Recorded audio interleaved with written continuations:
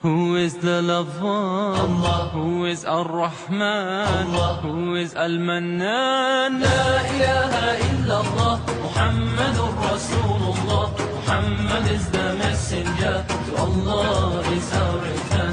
La ilaha illallah, Muhammadur Rasulullah. Muhammad is the messenger, to Allah is our return. La ilaha illallah, Muhammadur Rasulullah.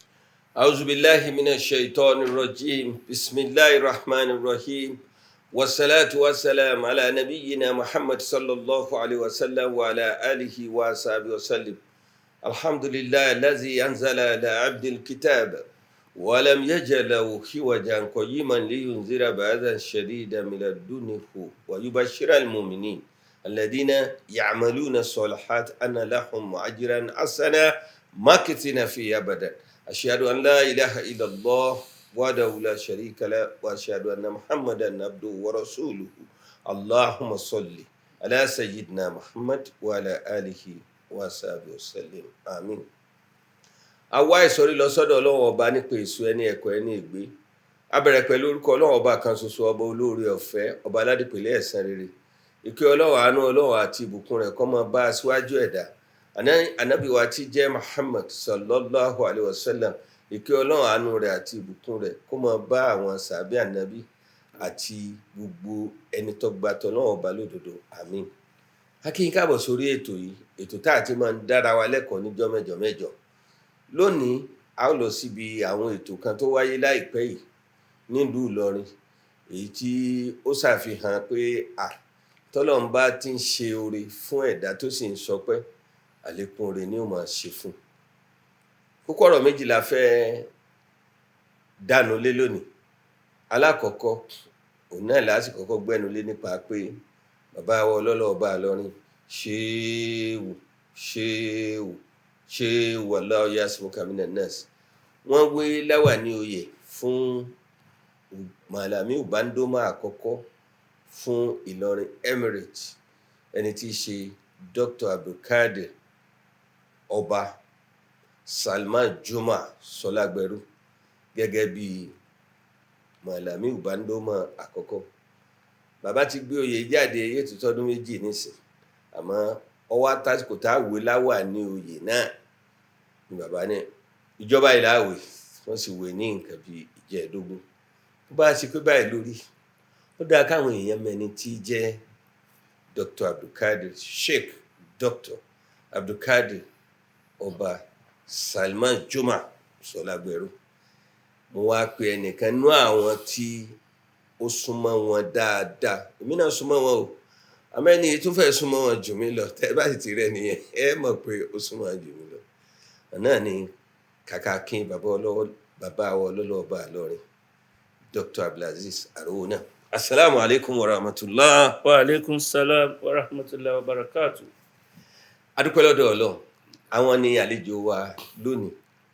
Dr. Abdulaziz Arówónà, àwọn ni kàkàkín bàbá wa ọlọ́lọ́ ọba Ìlọrin. Gbogbo ntọ́ba wa bá fẹ́ gbé jáde túrú wọn là fi ń gbọ́ lórí rédíò, lórí tẹlifíṣàn àti nínú pépà àti lórí social media.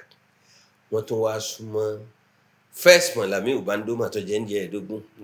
Wọ́n á ní ẹ wá ṣàlàyé Dr. Ọba Sọlágbẹrú fún wa ò, torí àwọn èèyàn ọmọ bọ́lọ́run ṣe wọ́n kọ́lọ́run tó wá foyè yìí dá wọn lọ́lá. Oyè sì pọ̀, Ọlọ́run ti foyè ńláńlá nípa kéèyàn dálé ẹ̀kọ́ Al-Qur'an kalẹ̀ tó gbajúmọ̀ tó jẹ́ tòde òní tá a mọ̀ sí Academy Darul Kitab nígbà Àkànbí nílọrin. Wọ́n ti ń bá yín bọ̀ nísìnyí yóò ti lé lógún ọdún. Nígbà tó wá rí báwọn tó tún wá joyè Màlàmí Ubandoma, Ọlọ́run ní jẹ́ ń dé ọlá dé tó ju gbogbo eléyìí lọ. Mo fi ọ́ sọ̀kan nínú àwọn chief imam ní National Mosque l'Abuja. Ta ni Ubandoma ń gẹ̀rí gan? Adúpẹ́ fún Ọlọ́run, Alhamdulillah. ọba tó sọ wá di dédé àsìkò yìí. Alhamdulillah. Tọrọ lọ́dọ̀ rẹ̀ kó tún sọ ẹ̀mí wa ju ìsìn lọ. Àmín. Ọlá hawla Wala quwwata illa billahi. Mo kí yín púpọ̀ pé ẹ kú iṣẹ́ ní àtàrí ẹ̀sìn.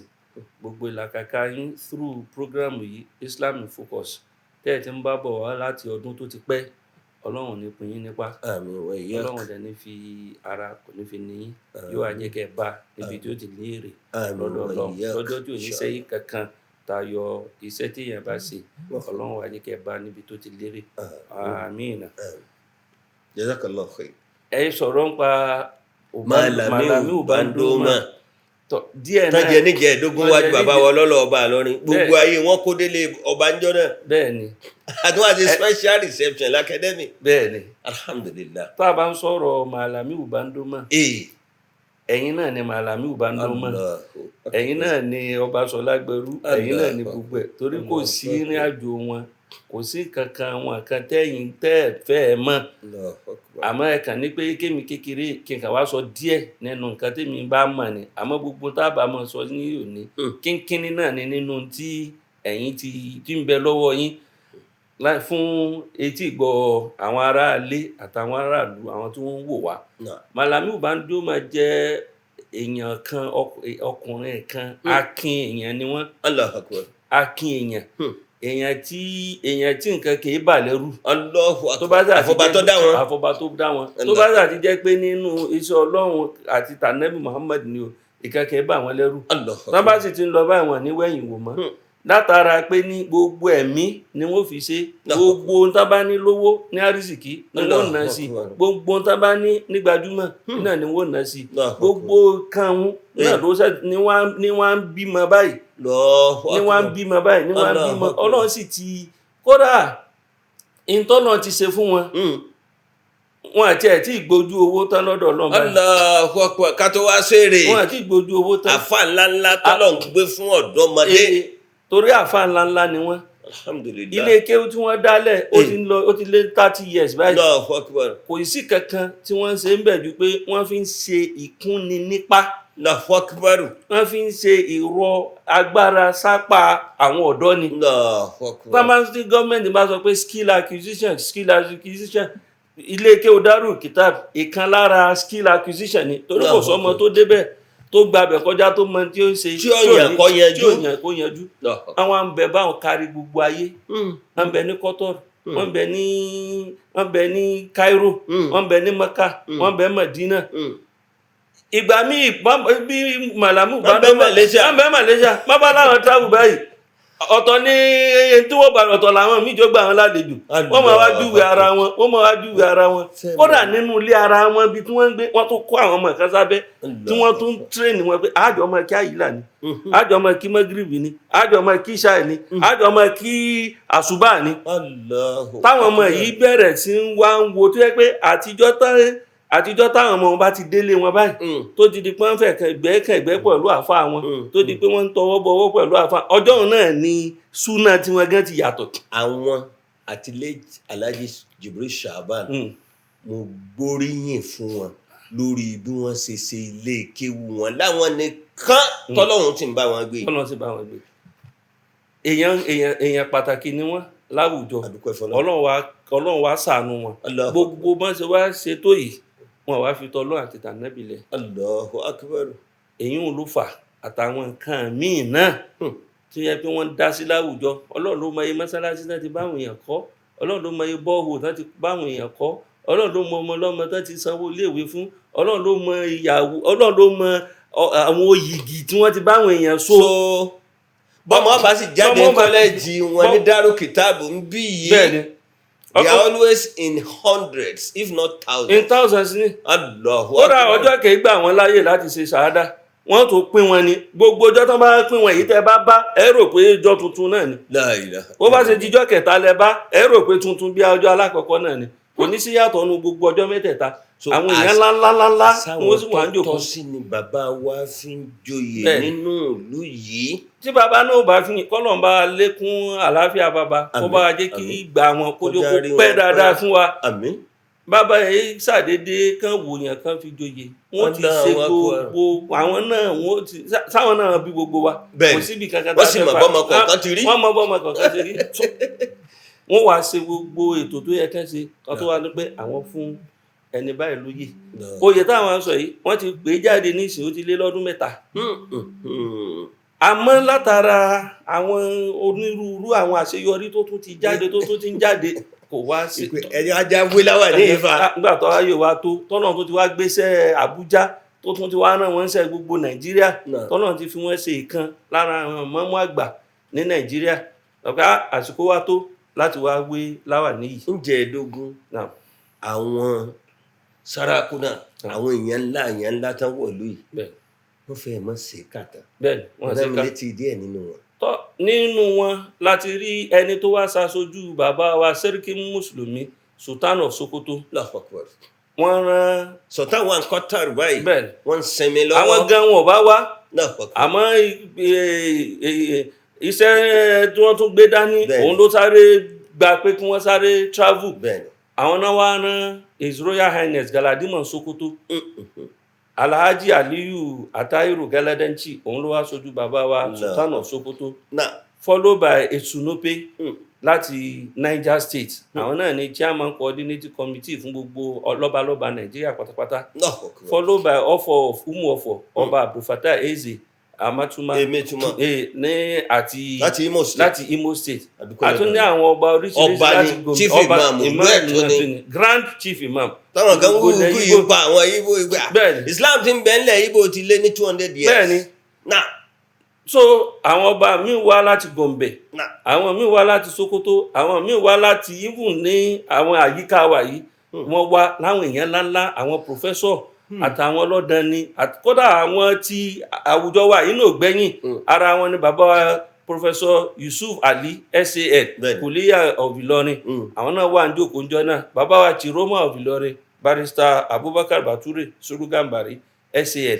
Àwọn náà wà ńbẹ̀. Wakili Ngeri, bàbá wa Moshood Mustapha. Àwọn náà wà ńbẹ̀ àti bẹ́ẹ̀ bẹ́ẹ̀ bẹ́ẹ̀ lọ. Professor Emeritus Isaac Olóyèdè tán jẹ́ Kuliya Sokoto, former Vice Chancellor University of Ilorin. Àwọn náà wà ńbẹ̀, wọ́n wà jókòó. Bàbá wa Ọládìméjì Gbàjà, wọ́n rán Professor Abdulateef Ọládìméjì wá kan wá ṣojú àwọn tó jẹ́ VC Alikima. Bẹ́ẹ̀ àwọn kọ́nà àwọn gbajúmọ̀ lóbìnrin, àwọn náà wà ńbẹ̀. Ara wọn ni Sarauni Amata of Ilorin, that's Alájà Moinat Bọ́lá Ṣàgáyà MON. A ní àwọn Alájà Abiba Saidu Salman Olóko, àwọn náà wà ńbẹ̀ àti bẹ́ẹ̀ àtàwọn ya alásàlátù àtàwọn ọlọ́dẹ. Tẹ́ ẹ bá mọrú èèyàn tí bàbá ọlọ́lọ́ọba Ìlọrin fi joyè àwọn lamọ̀ yìí ń túmọ̀ sí pé bí àáfàá ńláńlá tó joyè yìí bí wọ́n ṣe re àwọn ọ̀dọ́ táwọn ọ̀dọ́ fi yanjú.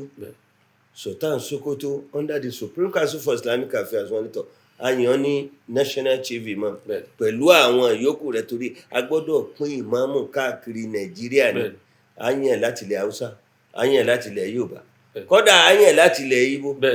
Ìmáàmù méjì ló wá láti ilẹ̀ Ìgbò, ọ̀kan professor, ọ̀kan lawyer. Torí pé Ìgbò ni wọ́n bí wọn sínú Islam ni. Àwọn ló sì yẹ kó nínú Islam. Wọ́n tún wá jẹ́ Chief Imam ní National Mosque. So èyí tí wọ́n pín kanlẹ̀ Yorùbá ló kàn wá nílẹ̀ yìí, àdúpẹ́ lọ́dọ̀ Ọlọ́run. Wọ́n wá nífẹ̀ẹ́ ni wọ́n rí ẹni ọ̀tọ̀ sí wọn fún lè tán fi fún bàbá wa Ubandoma yìí.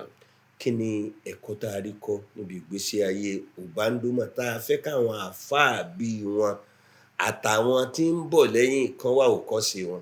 Torí ibi tí wọ́n dé lónìí yìí wọ́n èdè ibi tí wọ́n lọ òòrè tún bọ̀ internationally fún Ubandoma àti gbogbo ẹni tó rí bí wọn. Kí lẹ̀kọ́ tá a rí kọ́? Ẹ̀kọ́ tá a rí kọ́ ni pé dáadáa téèyàn bá ṣe kéèyàn máa wẹ̀ kéèyàn máa ṣe lọ.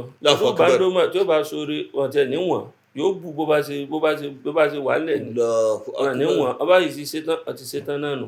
Ọlọ́run ló wá mọ iye ilé tán ti pín káàkiri báwọn. Ọlọ́run ló mọ iye ọmọ tán ti pín báwọn fún. Ọlọ́run ló mọ iye òbí tán ti pín báwọn fún. Ọlọ́run ló mọ àwùjọ tó yẹ pé ń dàrú, tó yẹ pé mímí táwọn mí síbẹ̀ iná ni ìlú sì fi tò nísìnyí jẹ́ kìnní lọ báyìí. Ẹ mọ oore kan tí ń dúpẹ́ sí ọ̀pọ̀ lẹ́ni tó kéwú tó yanjú, àmọ́ very few báyìí lọ́lọ́run fún l'opportunity kọ́ máa ṣerú dáadáa tí Ubandoma ń ṣe.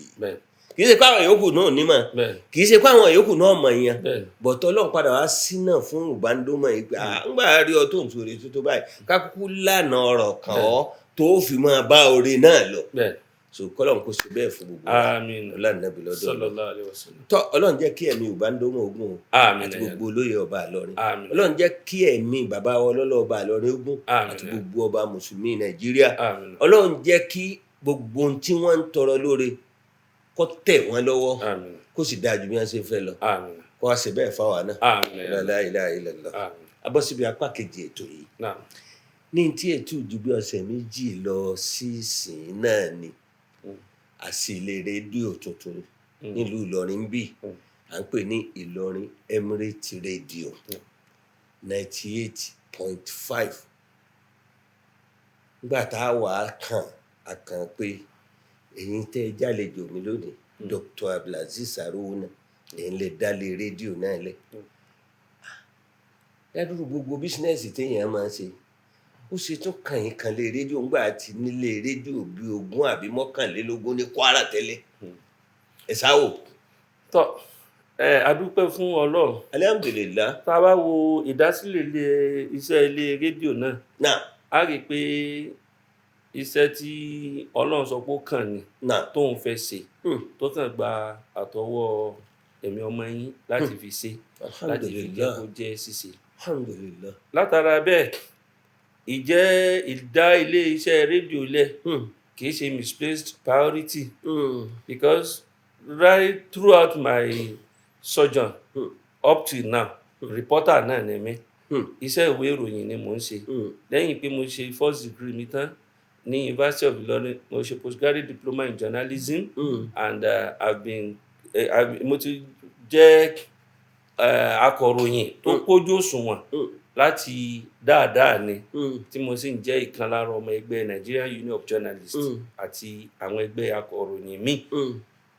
èmi náà ti wá ṣiṣẹ́ níléeṣẹ́ onírúurú gẹ́gẹ́ bí akọ̀ròyìn lẹ́ni tí ń tẹ́wọ́ gba owó sálárì ó sì níwọ̀nba ìtẹ́yàn lè ṣe gẹ́gẹ́ bí òṣìṣẹ́ nǹkan tó sì pọ̀ yìí tá a sọ pé a fẹ́ fi èèmọ̀ akọ̀ròyìn láti fi túnṣe àbí láti tún fi ṣe àríwòye ní àwùjọ bí a náà bá gbìyànjú tó dá irú iléeṣẹ́ ìròyìn lẹ̀ yóò tún fún wa ní àǹfààní láti tún lè tún ṣe ọ̀pọ̀lọpọ̀ nǹkan níbi míì lẹ́yìn tí ń bẹ lọ́kàn yẹn pé báyìí ni kíní Yorùbá sì ṣe rí o báyìí ni Yorùbá sì ṣe rí o ó wà ní nǹkan tí ń bẹ lẹ́mìí wa lálákọ̀ọ́kọ́. ẹlẹ́ẹ̀kejì iná tún ni láti tún fi wá ọ̀nà ìgbẹnisíṣẹ́ fún àwọn ọ̀dọ́ tọkọ́ṣẹ́mọṣẹ́ tó jẹ́ pé ní tí àwa tá a wà ní láì yẹn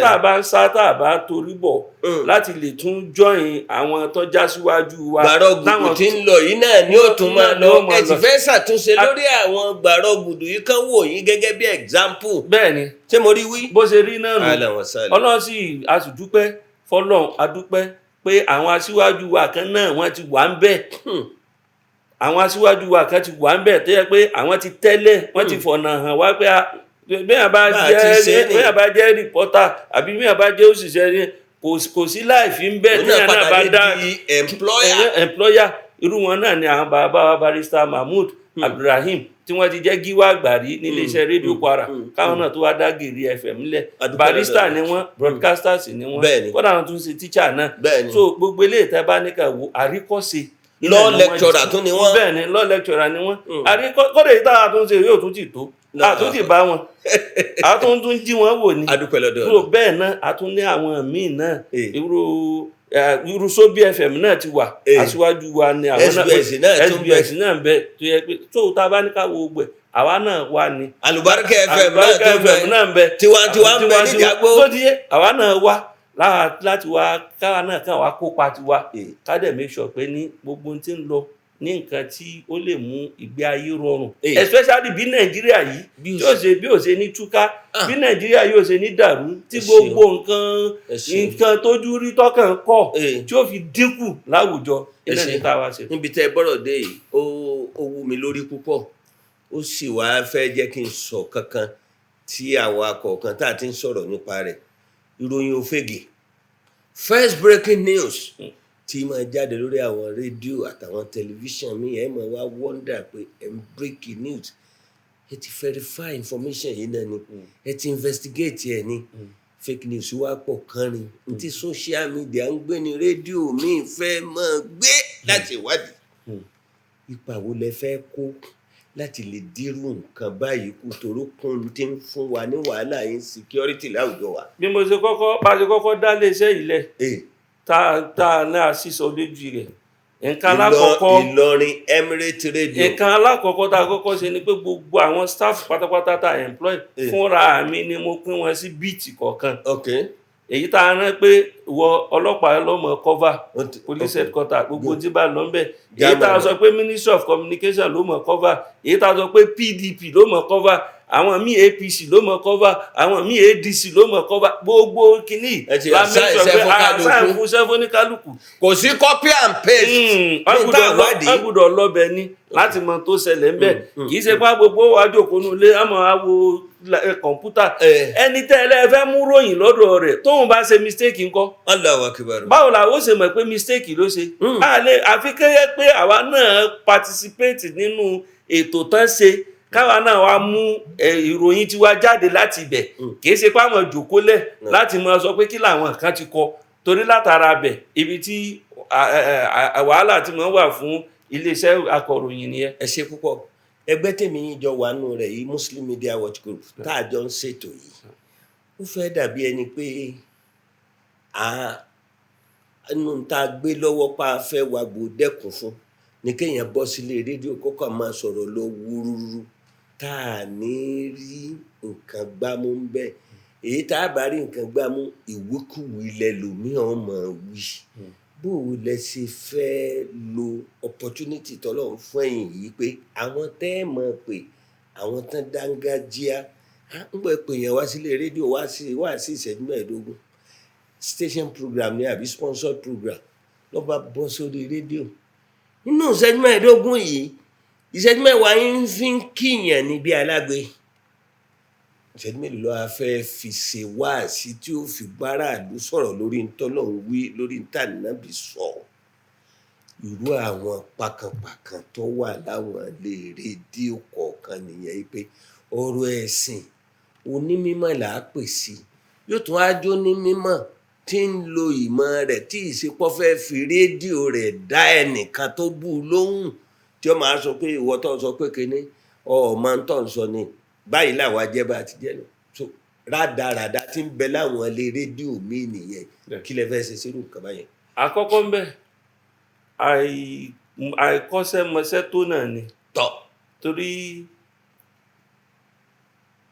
mo ti sọ fún wọn àwọn náà sì mọ̀ nílé rédíò pé ní gbogbo àlejò tẹ́ bá gbà ìfà ojú wíńdò bíi tí mo jòkó síbà tí bá ti sí kọ́tìn téèyàn bá fẹ́ wọlé ní tálẹ́ nìyẹn wọ́n bá ní ẹni báyìí ni kí ló fẹ́ ṣe wọ́n ló fẹ́ analyse àbó fẹ́ dá sí ètò ẹ jẹ́ kọ́kọ́ rí ìwé tọ́pìkì tẹ́ kọ fún tó fẹ́ sọ̀rọ̀ ń pa tán bá kà fún mi tán kà fún mi tán kà èmi náà ìwà ní dúró bẹ́ẹ̀ ìwà tó jòkó ìwà máa gbọ́ rédíò kí n máa gbọ́ ohun tí ń sọ nulẹ̀ kí n lè fi mọ́nítọ̀ rẹ̀ tó bá ti bá a débi kó ti yàtọ̀ sí nǹkan fi hàn mí. tọ́pọ̀lọpọ̀ proprietor ẹ̀ ṣe nìyẹn. ní sọ pé kó dúró èèyàn kan wà tí mo ní mo fẹ́ kó ṣe wáàsí mo wá ní ó yá wáàsí rẹ̀ wọ́n láwọn ó lò lọ́la mo ní ẹ kọ́kọ́ sẹ́ndẹ̀ sí mi kí n gbọ́ ọ̀nà nígbà tí n bá gbọ́ tán ní tó sọ fún yín kó lọ àbí kó má lọ. wọ́n bá kọ́pì ẹ̀ sí lẹ́ bá gbọ́. kódà àwọn àti lè fi hàn mí láti títí dì sí. subahana man yàrá rẹ̀ wọ̀ ẹ̀sùn. so látara bẹ́ẹ̀ eléyìí ò lè lórí afẹ́fẹ́. so tá a bá ti jẹ́ kí ìpìlẹ̀ kó dúró báyìí àwọn òṣìṣẹ́ wa wọ́n ti mọ̀ tá a fẹ́ wọ́n ti mọ̀ tá a fẹ́ wọ́n ti mọ̀ pé títí wa kì í ṣe gbogbo wa náà ibi tá a ti ṣe là á ti jẹ àmẹ́yìn jẹjẹkújẹ èèyàn ní ilé iṣẹ́ kan tiẹ̀ bẹ́ẹ̀ tí ń wo gbogbo ẹ̀yin tẹlifíṣàn àti rédíò. bẹ́ẹ̀ni National Broadcasting Commission wọ́n ti ní kóòdù tó pé téèyàn bá ti lọ jí tá àpẹẹrẹ wọ́n gbèlú ẹ̀ ní. kódà pè wọ́n wá lánàá wákàtí 4 ni wọ́n fi ṣèdánilẹ́kọ̀ọ́ fún wa lánàá tó ní kálukú náà sì ń gbọ́ so látara bẹ́ẹ̀ a tún fi ń dáhùn èèyàn wa lójú pé ní a ní dákẹ́ níbi táwa bá ń ṣe tiwa táwọn mìíràn tún ṣe tiwọn bẹ́ẹ̀ a mọ̀ pé àwùjọ wa yóò tún bẹ́tà. ẹ ṣe púpọ̀ ẹ̀yin tí ẹ̀ ń gbọ́ wa tí ẹ̀ ń wò wá a dúpẹ́ lọ́dọ̀ Ọlọ́run ní òní kókó ọ̀rọ̀ méjìlá jíròrò lé lórí bàbá wa olóyè ọba tuntun Fẹ́sù Bando Mangere, Dr. Abdulkadir Ọba Salman Jumat Sọlágbẹrú tí wọ́n wé láwà ní níjẹ̀ẹ́dógún la sọ̀rọ̀ nípa wọn láti lè jẹ́ kí àwọn èèyàn mọrú èèyàn tí wọ́n ṣe, la sì pé ọ̀kan nínú wa wá láti wá ṣàlàyé gbogbo ẹ̀ náà. làwa náà sì gbọ́ gbogbo ẹ̀ la rí hùn. káwa náà tí a ṣẹ̀ṣẹ̀ ń kọ́mọ ká máa wò pé dáadáa wo la ṣe tí dáadáa wo fi máa pọ̀ sí, bàbá ti ṣe bọ́lọ́run ṣe fẹ́ oore wo sì máa pọ̀ sí. bákan náà la yẹ àgbéjáde ilé rédíò tuntun Ìlọrin Emirate Radio 98.5 èyí tí àlejò wa pàtàkì lónìí Dr. Abdulaziz Arówóná tí wọ́n ṣẹ̀ṣẹ̀ dálẹ̀, wọ́n jẹ́ ká mọ ìdí táwọn fi dálẹ̀ pé káwọn provide opportunity fáwọn èèyàn kí wọ́n ríṣẹ́ sí, káwọn èèyàn ètò kọ́ṣẹ́ bó lèèyàn tiẹ̀ ṣe ṣiṣẹ́ journalism tí fi dáa tí fi lórí ìdàdà. then àwọn ntọ́sẹ́kù díẹ̀díẹ̀ kààtó níbi ètò media broadcast tí ò lọ pẹ̀lú good media practice, káwọn ṣàtúnṣe ẹ̀ káwọn yòókù náà lè rí i pé bó ṣe yẹ ká máa ṣe é ni. sẹ́yìn pé lẹ́yìn náà tó ní téèyàn torí ẹ̀ ṣe nǹkan ká má tí ì wá sọ pé àwa mùsùlùmí lọ́lọ́run ṣèyí fún. àwọn qualified, competent and respected scholars of Islam ní ọmọ wa broadcast lórí rédíò láti lè là wá lọ́yẹ̀ ẹ̀sìn. kọ́lọ̀ ń jẹ́ kí a ṣe pẹ́ kó sì gbà fún wa. a kí Dr. Arówóná, àtúngbọ́dọ̀ máa sọ púpọ̀ nípa wọn, ìta ń sọ lẹ́yìn wọn nípa tí wọ́n fi ń tún lù ṣe, tún ẹ̀sì ṣe, àti tá fi ń fọmọlúàbí hàn ojú èyí tá à ń sọ lójú wọn lọ. kọ́lọ̀ ń jẹ́ kẹ́mi wọn ogun wá ṣàlékún àlàáfíà ara fún wọn. níbi ìlàmú ètò tèmi wá sópin. Dr. Arówóná yìí gan ẹni tó yẹ kẹ́ ẹ máa wọ́ọ̀tì ni nípa pé wọ́n ṣe ìwé ńláńlá kan báyìí ló kọ bàbá wa chief imam láti lè fi bàbá wa chief imam ìlú Ìlọrin hàn irú èèyàn tí wọ́n á ṣe. ọ̀pọ̀ èèyàn ló jáde wá ń jọ náà, millions lówó tí Ọlọ́run ní kó wọlé. adúpẹ́ fọlọ́run. irú nǹkan bẹ́ẹ̀ kéèyàn ṣe wàhálà kó sì ṣiṣẹ́ kó sì wàá gbé lẹ́pẹ́ mo fẹ́ kó jàǹfààní fọmọnìyàn. ẹ jẹ́ káwa náà máa ṣe bẹ́ẹ̀, ẹ má jà á máa ṣe torí ń tá àrí sápò ara wa. ń tá a bá ṣe fọmọnìyàn òun ló lóore fún wa láyé ló sì lóore fún wa lọ́run. Ọlọ́run gbà fún wa yóò sì gbà lẹ́sìn. èmi àti Dr. Arówóná tán jálejò wa a máa dágbére fún wa pé wassalamu alaikum wa rahmatullahi wa barakatuhu. Allahu Akbar, Allahu Akbar, Allahu Akbar, Allahu Akbar. All praise is due to the one and only. He is the master of all creation. All praise is due to the one and only. He is the master of all creation.